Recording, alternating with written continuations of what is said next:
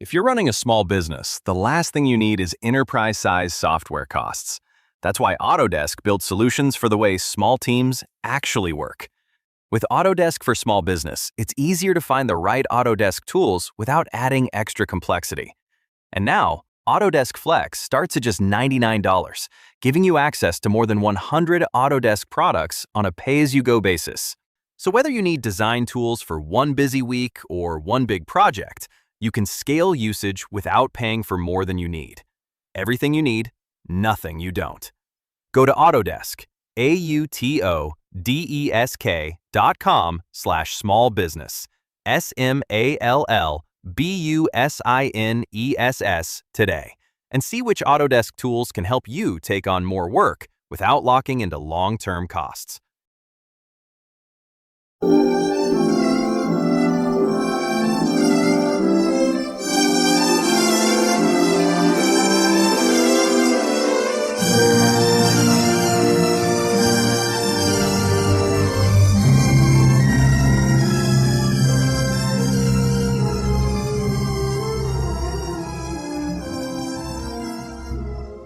Hey everybody, this is Mike Van Meter, and welcome to Recovery is Possible with Mike and Lily. And unfortunately, Lily is not here today, so I'm going to be flying solo, and I'm going to be talking to you and bringing a guest named Aaron Love, who is a retired Air Force parajumper. And I just kind of want to give a little background as to how Aaron and I crossed paths, introduce you to him and get a bit of his story and kind of follow up on that. So being a retired FBI agent and former Navy pilot, I still kind of watch what's going on out there, and stumbled across some videos, a show named One's Ready, and it's out there on YouTube, and I suggest you check it out.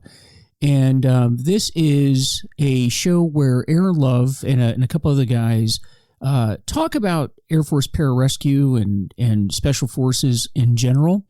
And I found it fascinating. I love the discussions about training. I love the discussions about the path to Special Forces and mentoring and training and nutrition and diet and all these things. In fact, every time I watch one of these episodes, I think I need to clean up my diet and go out and go for a run every single time. But Aaron did what's called his origin story. And he talked about his childhood, his upbringing, how he ended up in the Air Force, how he ended up in the parajumping community. And if you're not familiar with the parajumping or PJ community, it's actually considered the hardest training that's out there. It has the highest washout rate. I mean, we always hear about Army Rangers, we hear about Navy SEALs. The fact is, parajumpers have the highest washout rate and is considered the hardest training in the special operations community. And Aaron does a great job talking about that, representing the Air Force, and really just talking about how, and encouraging young people to go into the military, and particularly mentoring them for Special Forces. But in one of the episodes, Aaron talked about alcohol and his use of alcohol and how that negatively impacted his life and his sober story. And we always talk about in this program our experience, strength, and hope. What was going on, what happened, and what life is like now. And I heard this on the show on One's Ready, and I was fascinated about it. Reached out to Aaron, and he graciously decided to come on to this show and share his story with us. And I'm benefiting from his knowledge, his experience, strength, and hope. I know you will as well. And so with that, let me bring Aaron on the show. So Aaron, thanks for coming on, taking time out of your busy schedule to join us today. Hey, thank you so much. And I hope that everybody can hear in the background. I currently, I work down here on Nellis Air Force Base, beautiful home of the fighter pilots. So you're going to get some background noise of some F-22s and F-35s taking off for training. So I appreciate it. Thanks, Mike. Oh, no problem at all. So, tell us a little bit about you and what led to your channel, and then we'll kind of get into your recovery story. So, fascinating story. And again, if you want to hear it at length, it is One's Ready is the name of the show. And I believe, I don't know why I remember this, but I believe it's episode 492. I have no idea why I remember that specific number, but that's the story where you talk about your background, correct? Yeah.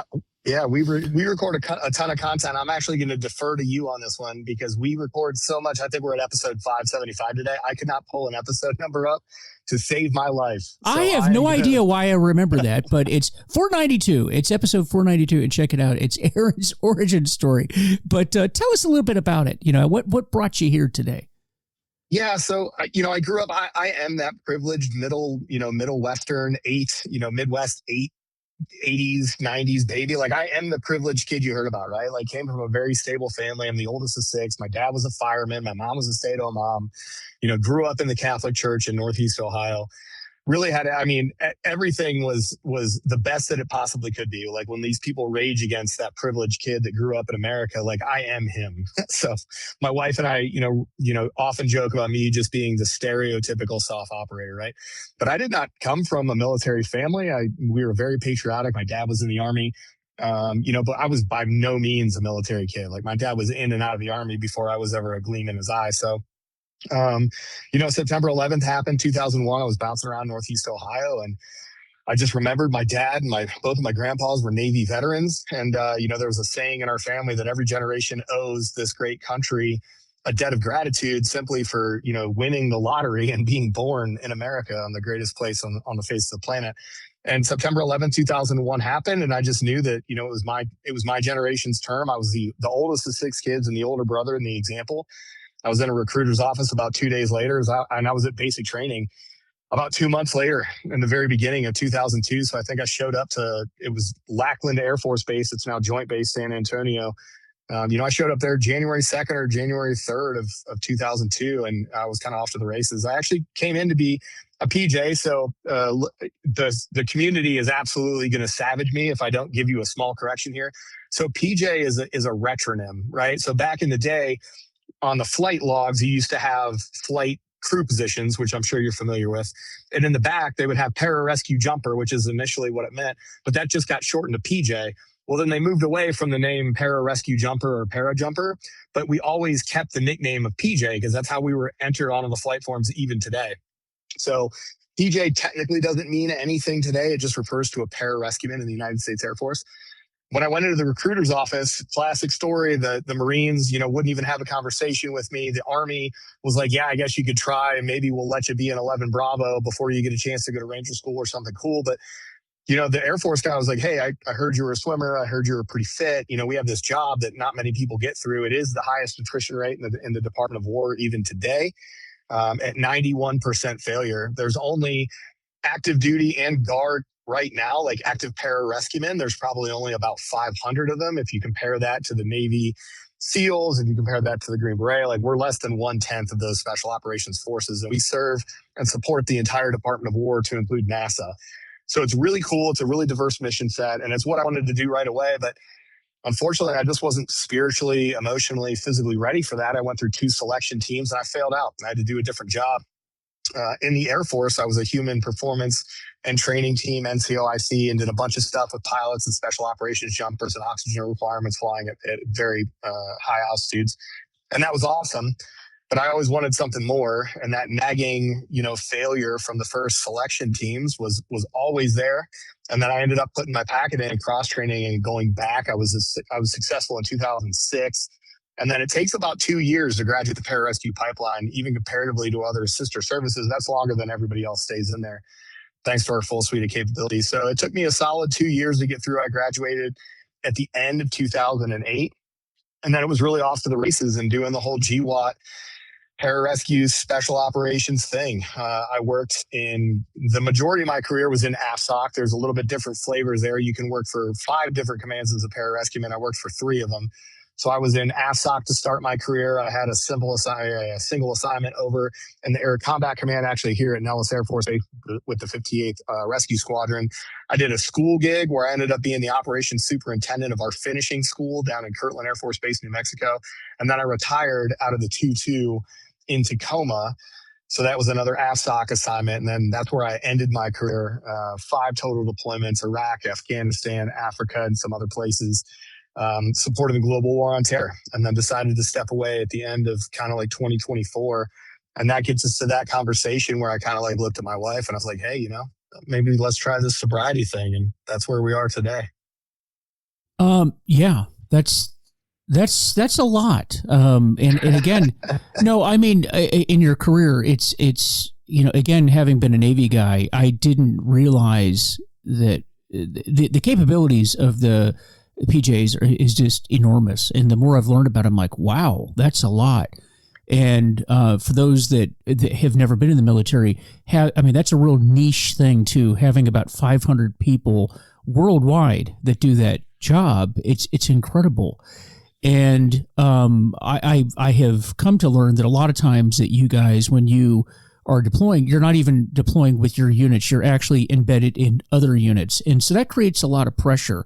And that'll kind of lead us into the discussion for today, because, I really think that it really would have been a big demand for you, because you end up in these units. It may be that you're embedded with a group of Army Rangers or a group of Navy SEALs, and you are the only Air Force guy. So you are representing the Air Force, and you're constantly being judged. And, do you measure up?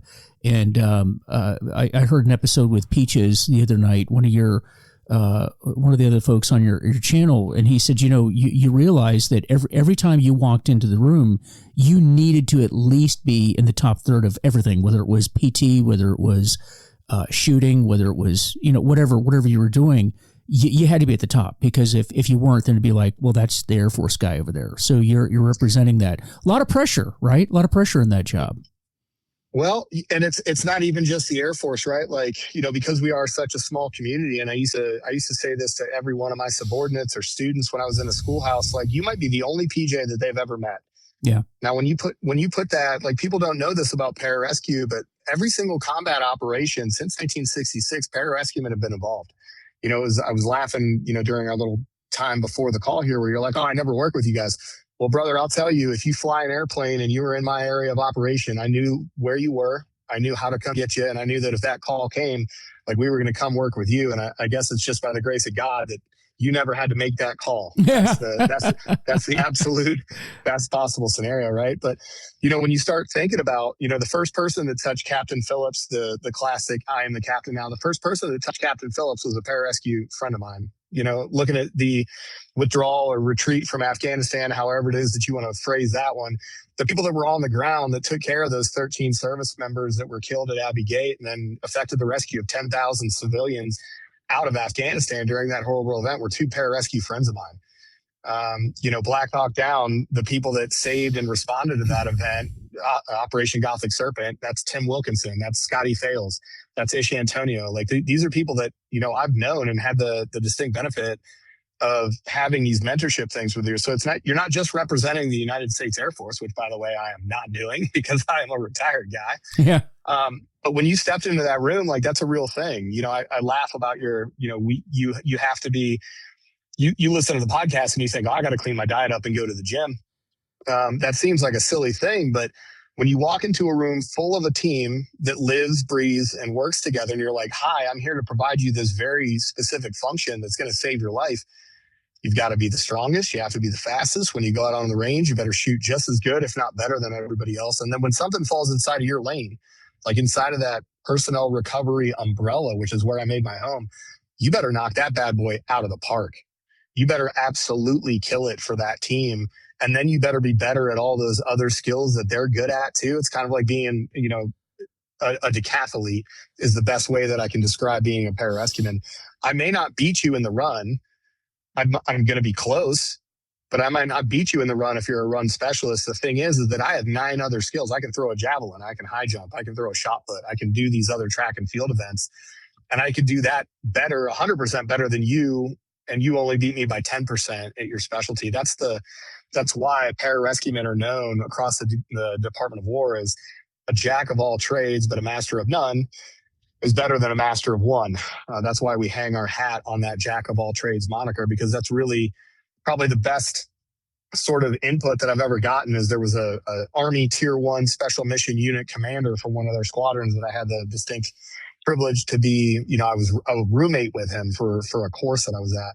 And he said, Aaron, one thing that I'll tell you is that I want a PJ at every single table that I talk about, because my guys are good at a couple of these things, but when we have those questions that are sort of outside of your lane, somehow pararescuemen have the answer to fix that problem already loaded. It seems like you guys are just highly useful. That was probably one of my favorite parts about the career field is that, yeah, it was totally stressful. You were judged all the time. Getting through that 2-year pipeline, you were judged every single day.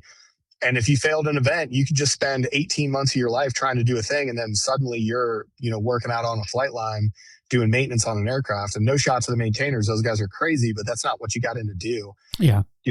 That pressure from the pipeline, it continued into the actual career field, because when the music stops, we are quite literally there to answer your call on the worst day that you've ever had. You as a Navy aviator, you find yourself on the ground in some far-flung place in the world, and you're going to make one call. Well, we better be able to answer that call. Mm-hmm. No matter how I feel during the day, no matter what my workout routine was like, if I got sleep the night before, all that stuff goes away. That high stakes, no fail mission is both intoxicating, quite literally. People chase it their entire lives, but it also takes a toll. It's also very stressful. It is. And I'll tell you, so, and that's why I wanted to talk with you, because, I've been in recovery for quite a while. I'm in long-term recovery, going on 15 years. And, I hear this a lot because I work in this field, the drug and alcohol world now. And a lot of times, I'll have patients that because I work at a hospital now. I work in a detox unit, and patients will say to me, because I do the education groups, I educate the patients on the disease of addiction. And they'll look at me and they'll say, well, Mike, you have no idea what we're talking about. And I'll say, well, what makes you say that? They go, well, you've never experienced this. You don't know what it's like to struggle with alcohol or drugs. I'm like, well, how do you know that? And they're like, well, look at you and look at your background. Look at, look at, because I come from, I wasn't a pararescueman, but, I was a Navy helicopter pilot and an FBI agent, and a police officer. Like, you come from that world, so you have no idea. And I'm like, actually, would it shock you to tell you that I'm in recovery from alcohol? And they kind of look at me like, what? Are you being serious? And I'm like, yeah, as a matter of fact, I was not even one of those people. I wasn't one and done. It's not like I went to my first AA meeting and I was done. I relapsed many times. I struggled with alcohol. Let me tell you, I have almost 15 years of sobriety, but I probably struggled for the 10 years prior to that to get into recovery. So this was not an easy thing for me. So, and I think that when we come from the kind of worlds that you and I come from, people are surprised to hear that. But the fact is, alcohol in particular, and now these days with injuries, opiates, or like if I'm talking to a military guy, if in my unit I have a military or policeman comes in, you're going to be dealing with alcohol or opiates. Opiates because of injuries on the job, but alcohol is king in the military. Absolute king. I know it was like that when I was in the military. I know it was like that when you were in the military. And it starts to get away from you, and it starts to having an impact. And when I watched your video, your origin story video, the way that you talked it. Now, the video, that was not, the alcoholism was not the point of the video or what you're talking about, but you spent some time on it where it was pretty clear to me that alcohol had a negative impact, and enough to where you addressed it. So can we kind of delve into that a little bit? And what made you talk about that in the video? And can we talk a little bit about what was the impact of alcohol in this high stress, high performance arena that you were in? Sure. Yeah. And, it's just one of those things, like the entire One's Ready platform, we built it off just being open, honest, vulnerable, transparent, and authentic. Like the one thing that we want to communicate to people through the page is, you don't have to be Superman to do this job. You don't have to be some stoic monk that's at the top of every physical category and look like a Greek god. And, you have all of the correct things that they need, like a checklist. We're just normal dudes. The guys on the podcast were fathers, and, we found ourselves in these amazing jobs. And the reason we very rarely talk about our successes on the podcast, and we really focus, it's a cautionary tale of, we learn these lessons. One of my favorite statements of all time, or favorite sayings, because I am a sayings guy, is that a smart man learns from his own mistakes, but a genius learns from others. And that's what we've wanted to do the entire time, is find that group of people that aren't sure if they can make it, and give them the example of like, dude, I went through selection 4 times. I failed. I quit. I had to do a different job. It took me 5 years to get back to the team. And then I went off on this ride. If anything, that should tell you, be like, if this idiot can do it, you can do it. And the alcohol thing for me that I've been, evolving is that, there's a bunch of stories from my career that I just haven't been ready to talk about yet.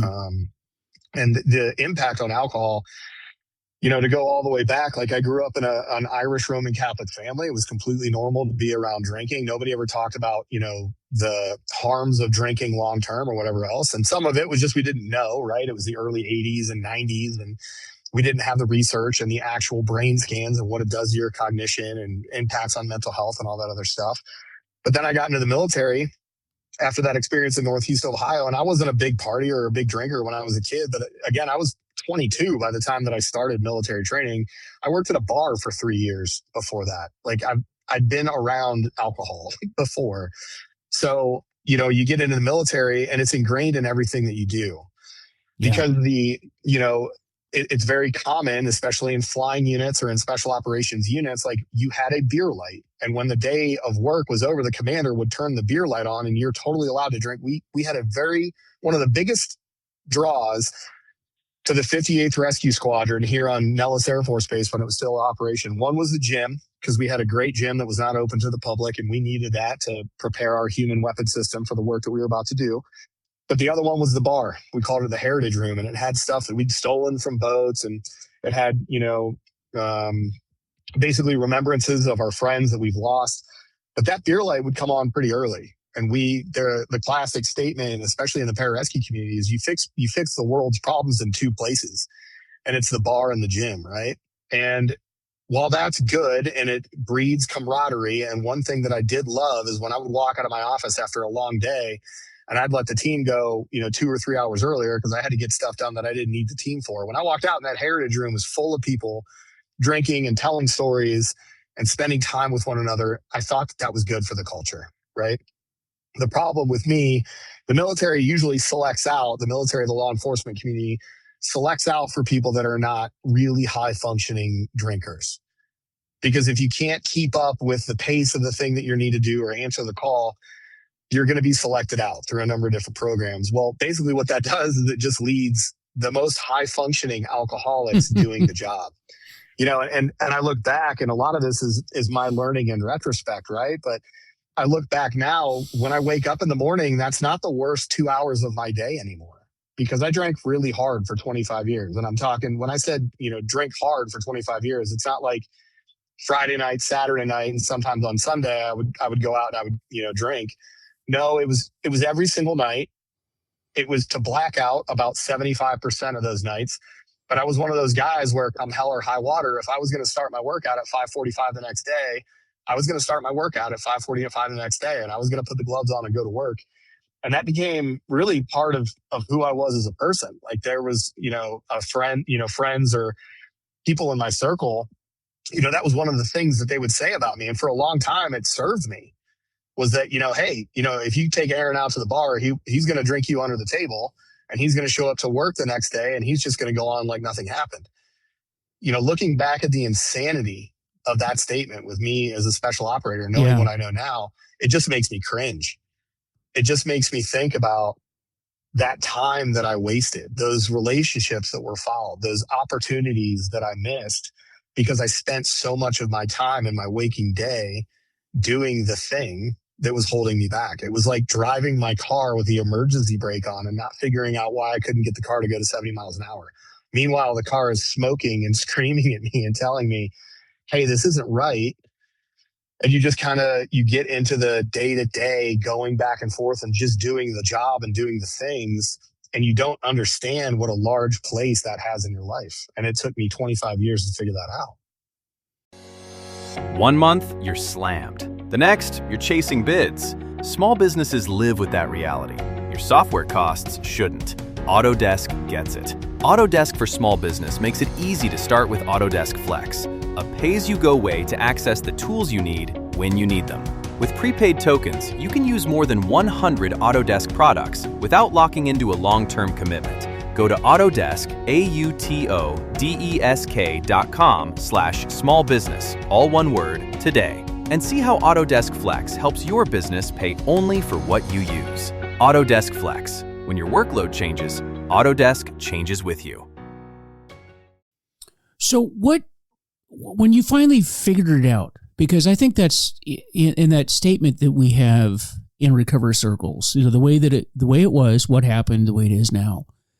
There is the way that it was, and I'm kind of giggling at what you're saying because you're kind of describing my life as well. Because I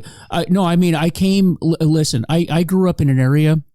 I grew up in Florida. I grew up in basically a retirement community in Florida.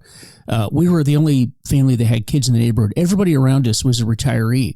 And when you think of the late 70s, early 80s, retirees, that meant that everybody I knew had been in the military. Everybody. Most of them World War II generation. And, you got to remember back in those days, when you're 15, 16 years old, you're a grown-ass man. Many of them were lying about their age and going into the military and fighting in the war. And they started drinking early. They had grown up in the Great Depression. They'd gone through, a lot in their lives. And that was the environment that I grew up in. And then we drank a lot, back in those days. You drank a lot in high school. I went to the University of Florida, which is a party school. I went into the Navy, which was definitely a drinking environment. Naval aviation, even more of a drinking environment. And then the police. So everything about my life was centered around drinking. So it was not unusual. And I don't even know that, at least in the early days, the amount that I drank was unusual. Because that's what that's the culture. Like you said, that was the culture. And it wasn't until I left the military that I realized that, hey, not everybody drinks like that. Not everybody does. And I was the same way. Exactly. I could drink all night and then get up and I was doing what according to the rest of the planet would be a very, very high stress, high functioning job. But you can only do it for so long because addiction is progressive. It gets worse over a period of time. There are no exceptions, and you will not be the exception. So, but it gets to the point where the balance tips. There's a tipping of that balance, and what you thought was a plus in your life becomes a negative, and things start just going off the rails. And, in this podcast, we've kind of chronicled my story quite a bit. But like in your case, obviously it finally got to the point where you're like, okay, this has got to stop. What kind of brought you there? I wish I had a good rock bottom story for you. I wish I, had this emotional conversation, maybe with a wife or a spouse or a family member that was like, this has to stop. And I wish it was, a story of recovery and me going to an active program. But, I'll put the spoiler alert out. Like I didn't do any of that. I looked at my wife and we'd retired here in 2024 and I started over with having kids. I have a 21-year-old and a 19-year-old, this year. And then I've got a 2-year-old and a 5-month-old that are at my house right now. So I got a pretty big age gap there. But really when I retired back here in Vegas in 2024, I was still trying to break those old habits and figuring out what I wanted to do with my life. And, this really is the second half of my life. And I love the military, but I was very ready to step away and, put the uniform away and just focus on what it is I thought was important, which is helping these young men and women that are trying to train for the hardest selection in the DOW. I really wanted to focus on that. I wanted to level up. I wanted to really make my time valuable because as I get older, as I'm sure you've had the same thing, is, one of the lies that we tell ourselves is, I've got plenty of time to do this. I just came to a very distinct realization that I don't have that much time left. The amount of, valid, usable time that I have with my kids, both my older kids and my younger kids, is extremely finite and it's extremely valuable. And I kind of looked at what was I doing in my life holistically that was getting me closer to those goals. Like, I don't want to work a day job very much longer, my friend. Like a lot of us out there, I'm trying to find those ways to where I can have that passive income and that generational wealth and have, my life set up in such a way that I can really just focus on what I'm passionate about all the time, which I've been blessed to be able to do. But I just looked at everything in my life and I started thinking, okay, does this help me at all? Like, is this a thing that's going to help me at all? And I really went at it, just as an experiment. Like I'm one of those wacky guys that will just, there'll be a fad and I'll be like, well, the only way for me to know the fad is to see if it works. So especially diet. I've been on keto I did keto for like a year. I've done intermittent fasting and consistent fasting for a very long time. I was a vegan for like 8 months. I was a vegetarian. I had no problem with these little science experiments. And one of these just the way that I am, I was like, well, let's just cut everything out. Let's start from a baseline here. I had this goal. So I retired, I was 44 when I retired. And I was like, for the period of time that I'm 45, I want to be in the absolute best shape of my life. I'm not deploying. I'm not spending 250 days on the road a year in random hotels looking for workouts. Like, I can be super consistent. I can control my schedule for the most part. Let's really try to get into the best shape of my life. And is alcohol helping me do that? And that answer was a no.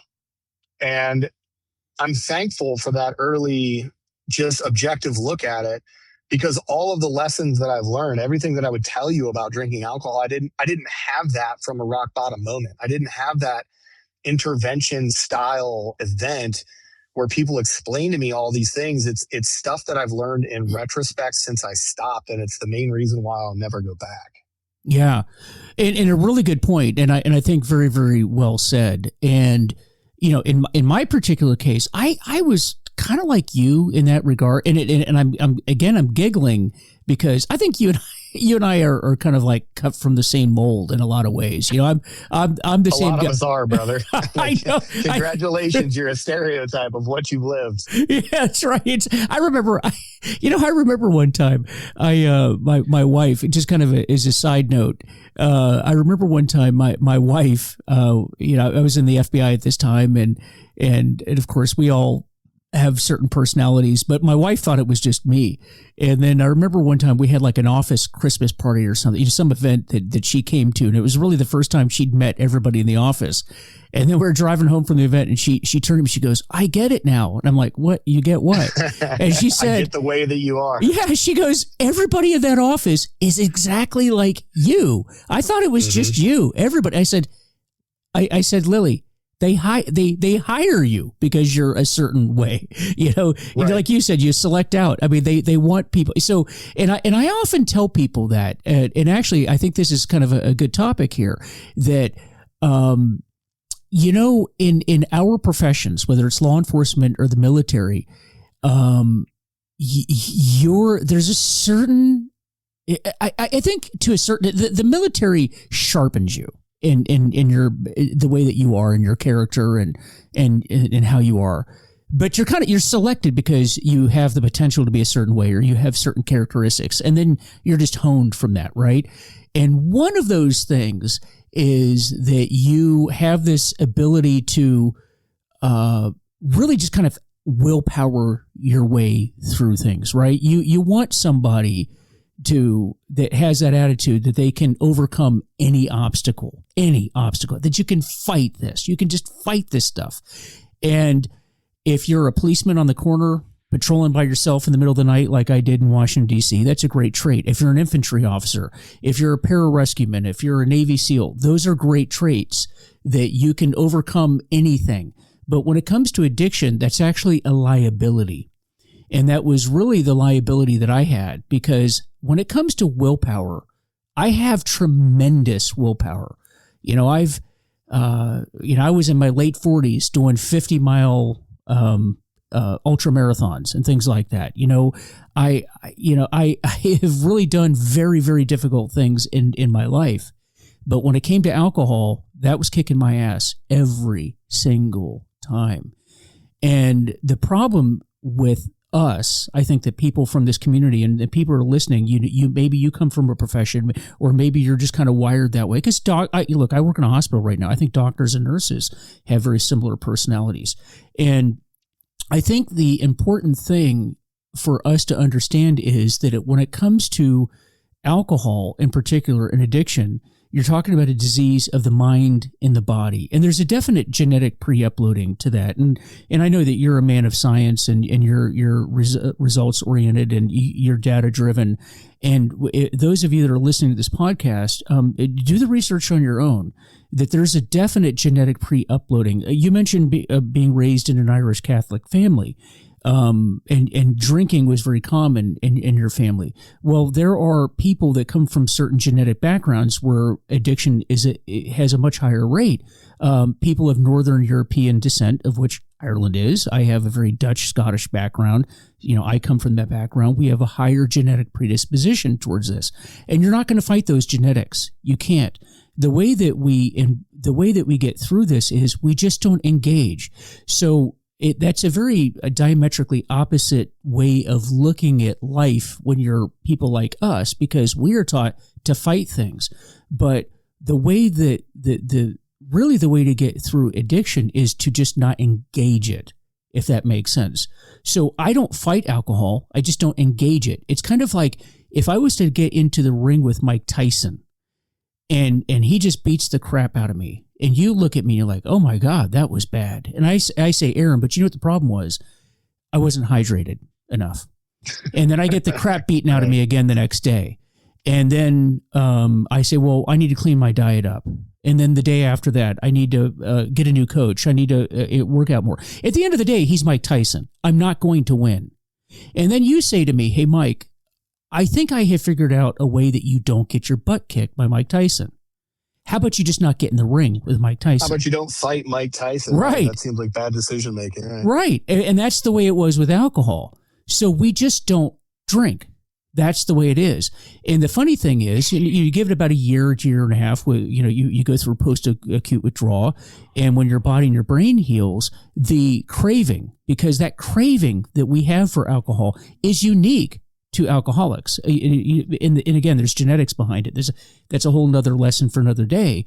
But it's not going to go away. It will decrease over time. But if I drink, then that craving will come back. And so I just don't engage it. So, but I like how you're kind of experimenting around with these different things, like the keto diet, the vegan diet, all those types. Try it. Try it for yourself. And I know offline you and I were talking about this, and you mentioned that you'd read a book about not drinking for 30 days, so you just decided to try that.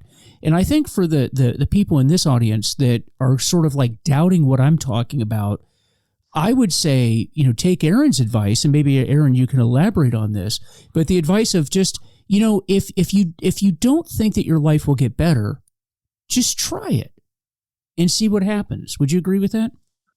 Absolutely. Yeah. It's Pascal's wager in the theological sort of philosophical space, right? Like, what harm are you going to do to yourself by just trying this wacky thing? I'm just not going to drink for 30 days. Let me see how I feel. Like, what harm could you possibly do to yourself by making that choice? And maybe, the return on investment of that thing being the best thing that you've ever tried, that has to outweigh the harm, because everything's a simple risk reward analysis sort of thing. And for the people that are out there that are listening, like, again, I am the use case for not doing things the right way and still becoming successful somehow. So if there's anything that you hear from me, again, I had no rock bottom event. Everybody in my life, again, I was one of the most high functioning people. My wife would joke when people would say, oh, Aaron drinks a lot. She was like, well, yeah, but he also cleans the house, puts the kids to bed, does bath time, has everything ready to go. He wakes up earlier than I do. She was like, so I really don't have a problem with his drinking, because these problems that, you're supposed to have, I just didn't have. And that was I suppose that was a superpower, but what a terrible superpower to have. You know what I mean? Mm-hmm. So if you're looking for a way to start there, like, just approach it from a place of grace and be like, I'm just trying to change some things. If you have a life that is not going the way that you want to, or you feel unrealized potential, just start deleting things and seeing what works. Don't pull too many levers at once, but really just look at it, and look at it from a curious angle and say, wait a second, is my life better or worse? Something that I find out every single day. And I love the just not engaging sort of angle here. Like, I don't try to fight addiction because I know I can't win. Addiction is what helped me become successful in the special operations community. And I can't stress that enough. It wasn't my addiction to alcohol. It was my addiction to a job that I absolutely loved. It was the addiction to that next deployment. It was the addiction to the rush of somebody calling me on their worst day. And then I would literally go somewhere and get into a gunfight for my life. And every time that I came home alive from that, it felt like I won the world's biggest game. That is quite literally addictive. The only way that I was able to be successful in whatever word that means for me in my career was because I had a relentless obsession and addiction to becoming better at a given task. That's a part of me that I'm never going to let away. And I understand what that means for me. It might mean a 22-year career in special operations, but it could also mean me drinking six nights a week. And the second that you can sort of admit to yourself that in the right space, that addiction can be useful and beneficial, but in the wrong space, it can be absolutely detrimental to everything that you're trying to do, then it doesn't become such a big task. I joke with my wife all the time that when I classic dad stuff, because I like to I wish I could just be a stay-at-home dad that has my younger son, Samuel, is about 2. If he never hears a war story from me about this cool job that I used to do back in the day, that'll be just fine with me. I am okay with him not knowing, the things that my 21-year-old daughter and my 19-year-old son had to deal with, when I was in the thick of it. But I laugh because as I'm doing that stay-at-home dad stuff and just stopping at the grocery store on the way home, I don't know how many days I've looked at my wife and been like, yeah, today would have been a cool day to drink, but I just didn't bother going over to the alcohol aisle and picking any up. Because I know I'm not going to defeat addiction. I know I'm not going to defeat that part of myself. It's ingrained. It's literally hardwired into my brain, and I'm not going to escape it. But I'll tell you what I don't need to do. I don't need to physically go over and pick that piece of alcohol up and buy it and go drink it. I can avoid that. I can avoid resulting to the easy choice of, I want to time travel because this day sucks, so I'm going to time travel for 6 hours by getting blackout drunk and just wake up tomorrow. That's not appropriate. That's time away from my kids and my wife and from the rest of my life that I want to be as good as it possibly can be. Because, the sense of mortality that you get from doing jobs like ours, like literally every time you took off, you didn't know if you were going to come back. Mm-hmm. That's the real thing. Every time you answered the phone at the FBI, every time that second phone rang or that special email account popped up, you didn't know how that day was going to work out. Like that might have been your day. And, I look back on my career and I think about that missed time.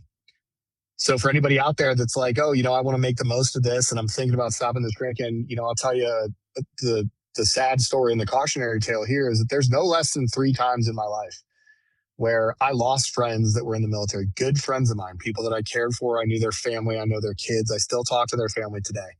And the last time I saw that man, I was hammered at a bar, and I don't remember all the time that I spent with him.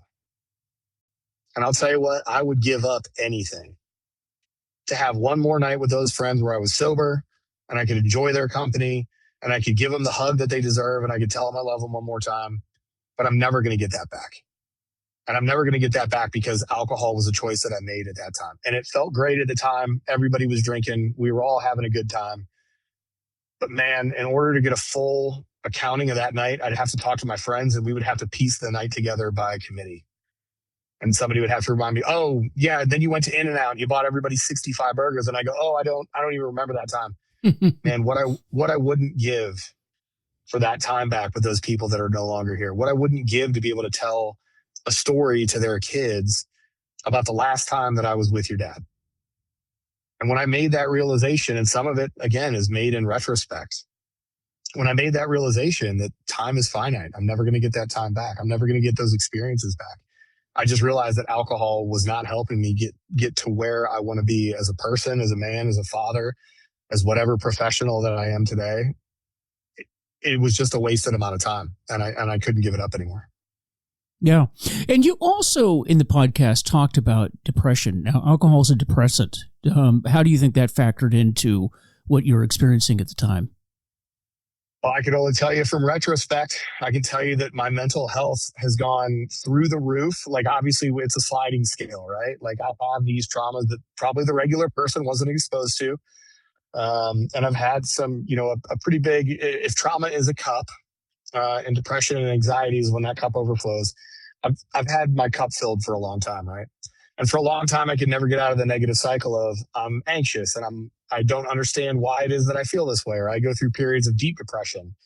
Um, I'll tell you, those times completely disappeared when I stopped downloading alcohol every single day to deal with good, bad, or indifferent.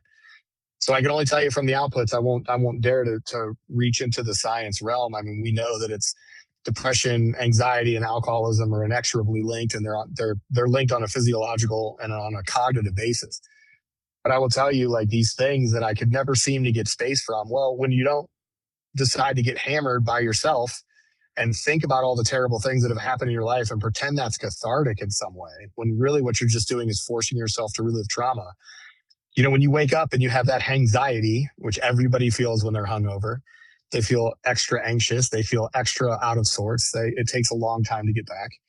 When I deleted alcohol out of that, my mental health for me improved to a level that is absolutely insane. And it's everything from patience to not having anxiety to not having that internal negative monologue that holds us all back. Again, I can only tell you, I removed one thing and a whole bunch of other stuff got better, and mental health was one of them. Yeah. You know what? And I ditto that. I mean, that is exactly my experience. I at the end of my drinking, it was just deep depression. It was getting to the point where very dark, suicidal thoughts. And I will tell you that giving up alcohol, I don't have any of that anymore. And I'll tell you this, in a lot of ways, I have faced more trauma and death in sobriety than I did while I was drinking. Because as you get older, more things happen. I've experienced suicide in my family. I've experienced some real tragic things while in sobriety, and did not find a reason to drink over it, and was able to get through it in ways that I know back in my drinking days, it may have had a different result. And so it is a depression. And people forget too that when you're drinking, the B series of vitamins are not absorbed into your body. 1, 3, 6, and 12 not absorbed. You're reducing serotonin levels, melatonin levels, GABA levels, all of that, which has to do with the feelings of wellness and serenity. You're depleting all of that. And so it's just this self-defeating function when you're drinking. And also when people are drinking the way that we drink, you are not eating well. You're not your diet. There's just no way that your diet is where it needs to be. And even if you had a perfect diet, which nobody drinking the way we did, you're still depleting those vitamins and minerals out of your body, which helps create and contribute to that depression. So by not drinking, it's impossible for you not to start feeling better. Would you agree with that? Yeah, 100%. And again, I can only tell you from my personal experience, best shape of my life, lowest amount. I'm always going to have those problems with mental health, and I'm actively seeking help for those things. Good. But I'll tell you, the improvement has been noticeable, and not just from myself, but from everybody in my circles. Like I'm available and actually present to do the things that are important. Yeah. Well, one final thing. So with you talking about on your podcast and your show, your YouTube channel, obviously you and I went through our whole careers. I'm now, even though I'm still working, I am retired from that profession, and I do lots of discussions. I go to a lot of seminars and talk to a lot of people coming into the profession or getting ready to come out of the profession, because I talk to police officers and firefighters about what life is like, what they can expect, post-retirement. With the mentoring that you're doing, particularly people coming into the special operations community, looking back on it, obviously the alcohol is something that if you could rewind time would probably handle differently. Maybe talk to people coming in, young people listening to this right now that want to go into this type of profession. What sort of advice would you give them when it comes to this type of a discussion? You're going to need to give your 100% level effort at every single thing that you're going to do in order to get to these career fields. And then, we focus so much on assessment, selection, in the pipeline that people forget that that's not the goal. The goal is to be a good special operator that's there ready to answer that call on somebody else's worst day. It pleases me to know that Gen Alpha, Gen Beta, those guys are drinking like 40% less than our generation did. And that's fantastic. What I'll tell you is if you're trying to be the world's best special operator, somebody that graduates a pipeline or an assessment selection event that fails out 91% of the people, every single part of your life has to be pointed in that direction, and you cannot slip up. A day or 2 days may not seem like a big time out of a training cycle, but if you miss 3 days a month, that's 10% of your training that you missed because of some other exogenous substance, in this case, alcohol. I can tell you from the best operators that I worked with, those guys that you would trust with your life, your wife in your car, those people that were good stand-up men, I can tell you they all had one commonality, and they managed their relationship with alcohol very, very tightly. They did not have those moments where they accidentally got drunk and missed a training day, or where they got into a bar fight and had to have a couple of questions answered with the commander. Every single one of those high-performing operators from the entire architecture of the DOW, and I've worked with a lot from the Navy to the Army to other soft forces in different countries, I can tell you to a man, they managed that relationship with alcohol extremely tightly. And they were always very aware of the negative impacts, and they did not fool themselves. Yes, it feels good to have a beer with your boys during debrief. Yes, it feels good to have a shot after you lose one of your friends and you're toasting to their honor. But I get it. I wouldn't delete that part of the culture. But what I would say is that if you don't have a relentless obsession to your given task, to be a professional at the task that you're undertaking, you're never going to be as good as you possibly can be, and you might not even know it. For me, I use the example of driving my car with the emergency brake on. Unfortunately for me, I get to look back on that 22 years of service. And unfortunately for me, I have to ask, what if?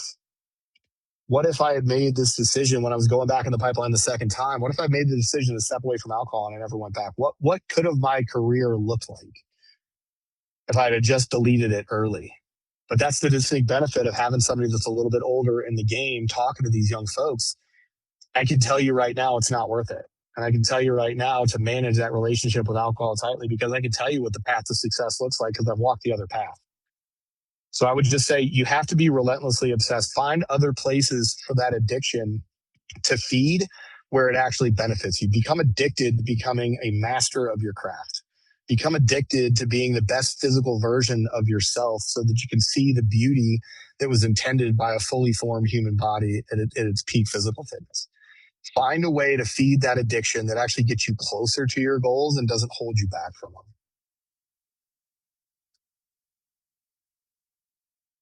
That's very, very well said. And I'll tell you, I routinely will talk to patients that there's always a lot of pushback when it comes to recovery programs, right?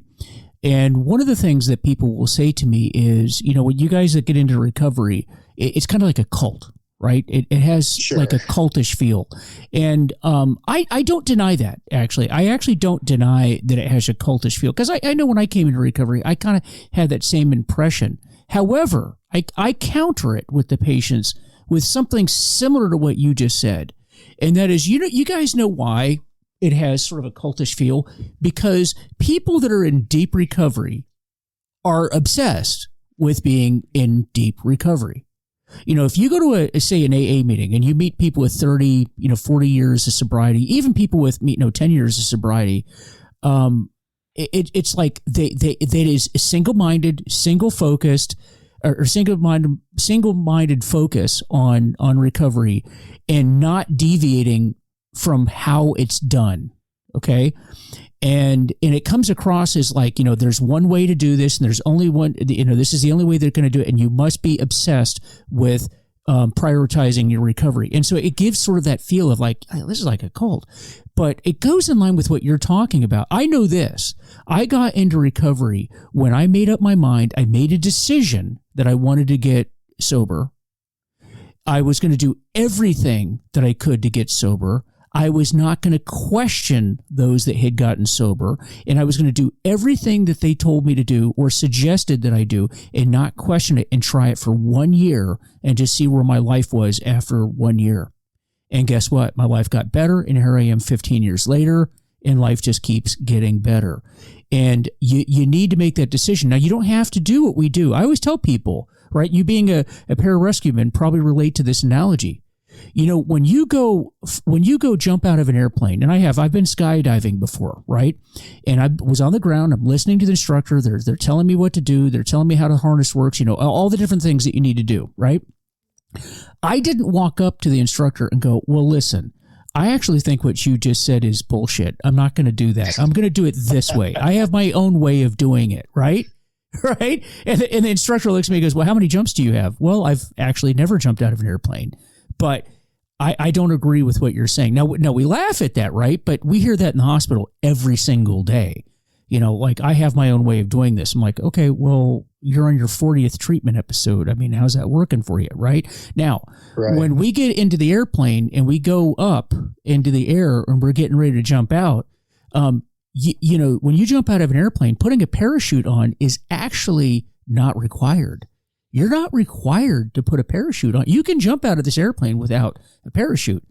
It's not recommended that you do that. We suggest that you put one once, brother. Right. Yeah. You can do it. And when you jump out of that airplane, the decision point is up until you leave the cabin. Once you leave that cabin, you're committed. And you better hope to God that you listen to the instructions that were given to you on the ground, or it's not going to end real well when you get to the bottom of this event here. And I think recovery is the same way. You have to make that decision. And when you jump through that door, you're either all in, because once you leave that cabin door in an airplane, you're committed. You're committed to this. And hope to God you learned a few things, okay, when you were on the ground. But recovery is not entirely different from that. And, so we'll wrap it up with this, to the listeners out there, make a decision, make a commitment, pay attention to what people are telling you, the people that have done this before you. And if you're talking to a guy that has, or a guy or gal that has 30 years of sobriety, and you're questioning what they're saying, then you need to take a good hard look at yourself. When you're in treatment after treatment, into relapse after relapse, and this person has 30 years, and ask yourself, why am I questioning what they're telling me? You would do that in no other sphere, zero other sphere would you do that. But we do that in recovery every single day. And that's a problem. Yep.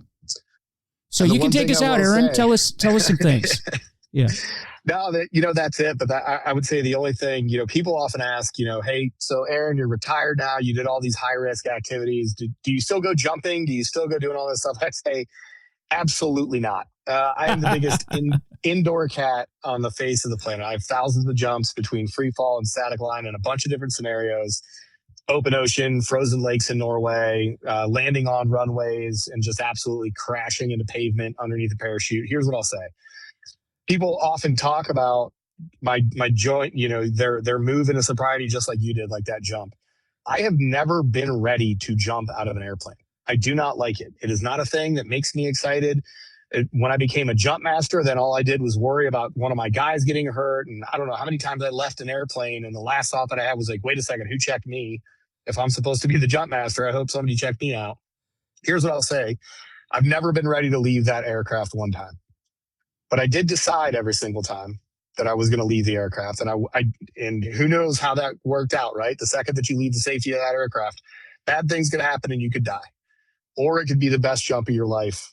And it could be the next little step towards you realizing who you are as a human. So for those out there that are thinking about trying to get into sobriety or getting into recovery and you just don't know how it's going to work out, and that's providing you a barrier, you just got to decide. You just got to decide. It might not work out. It might be the scariest thing that you've ever involved yourself with. But I can tell you, once you hit the ground underneath that parachute and everything went great, it feels pretty good. And you start stringing those days together, and then suddenly you really got some momentum. And then you didn't need to have a reason to decide after all. You just decided. Yeah. Yeah. And it will get better. It will get better. Every day is better. Hey, look, if recovery sucked, I'd go back to drinking. I would have done it a long time ago, right? I would have gone back, but life just gets, it just keeps getting better. I wouldn't go back to drinking today if I could. No thanks, brother. No way. I think I'm with you. Yeah. Hey, so tell the listeners about your the work that you're doing, your channel, how they can contact you, all that good stuff. Yep, it's One's Ready across all socials. Simple, super pitch here. Like, 3 special operators decided that the world didn't know enough about Air Force special operations. In case you don't know, Yeah. the Air Force does have people that jump out of planes and go on ground and call in bombs and do special reconnaissance and rescue other injured service members the world over. And people just don't understand about that. So we got together and we decided to have a podcast just to get you the information. We're educational by nature. We're just trying to let you know that these awesome jobs exist. And then when you're ready to make that move, we have a huge network of recruiters and scouts and people that are in the business of recruiting people into the military. And we can help you there all the way up to and including in-person training events for the hardest selection in the DOW, a group of special operators that have more than 75 years combined service in the space. And we've been through the selections ourselves, so we know a thing or two. We're there to get you the cheat codes so that when you show up to those selections, no matter what selection it is, you're going to show up and it's not going to be the first time that you've seen anything. And that's usually when people quit the most, is when they're given new information. They're like, holy crap, I can't do that. That's our whole goal over at One's Ready. You can follow us everywhere at One's Ready across all socials. Super simple. Operator Training Summit is the same team with a couple other just absolute hitters in the human performance and cognitive performance space that we've included there. So next one up in Nashville in May, and then we're looking at a Pittsburgh event, Pittsburgh, Pennsylvania-ish in that area for June. But you can follow us over on One's Ready and follow everything we do. And we're super simple. Nobody does any of our stuff. We record, edit, produce everything on social media. If you hit up the social media page and you have a question about Air Force Special Operations or physical training for any selection, if you hit us up, you're going to talk to myself. Like, we don't outsource anything. So that's one of the reasons why we're there. We just want to provide that connective tissue to real people that did the job and then give you all of those lessons so you don't have to repeat our mistakes and you can be the best version for yourself. Now, these courses that you do, how long are they? They're 2-day courses. We typically run them over a weekend. So there's an input on like Friday night where we get together and get some of the classes out of the way. But then it's 2 straight days, 24 hours worth of training inside of those 2 days for absolutely everything that you're going to see inside of the Air Force Special Warfare Pipeline and other assessments, as a matter of fact. So we have a day in the pool, a day on land, and we cover every single thing that you could possibly be faced with, to include helping you make your own training plan and training for what's important, training specifically, efficiently, and consistently in order to give you the tools to actually make it through these things. We are an educational platform at heart. The entire organization is pointed at getting you the tools so that you can do it the right way on your own when you don't have subject matter experts like us over your shoulder. And we've gotten some great response out of it. So we're going to keep doing them. Hey, I got to tell you, and by the way, even if you're like an old dude like me, because, I'm only half joking when I say this. Every time I watch one of your episodes, I feel motivated. I feel like I need to go for a run right now. Just talking to you. Good. And you know what? The thing is that I know you guys are, and tell the team that, that I'm saying this. I really believe it. It is. I know that the channel is geared towards getting people ready for selection, but you guys give a lot of the advice that you're giving is just for everybody. I mean, if you like some of the statements that you make, being addicted to becoming what was the quote that you had there? Being addicted to the best version of yourself, the best version of yourself, being relentlessly obsessed, those types of things, that applies to everybody. And I think that no matter what you do for a living, or no matter what's going on in your life, the diet, the exercise, your exercise philosophy, I think if you're just anybody out there, if you adopt some of these principles, it's going to improve your life. You guys are very motivating. You're very, like you said, educational. And I think no matter who you are, you could benefit from some of the life applications that you guys put out there. I was really impressed with One's Ready, and that's why I reached out to you. And this has been tremendous information. I tell you what, I'm going to come out to one of these events that you have, and maybe you can get me signed up to go back in the military after that. I think I'm going to go back in. We got you. I wouldn't recommend it, but I could definitely get you there. Well, thank you so much for coming on the show, and some really good information. Really appreciate it, Aaron. Thank you. Yep, absolutely. Thanks for having me on. I really appreciate it. All right. Everybody, you guys take care. Again, this is Mike Van Meter from Recovery is Possible, and we will be talking with you again next week. So take care of yourselves. Don't drink, don't drug, stay sober. Recovery is possible, and God bless. Take care.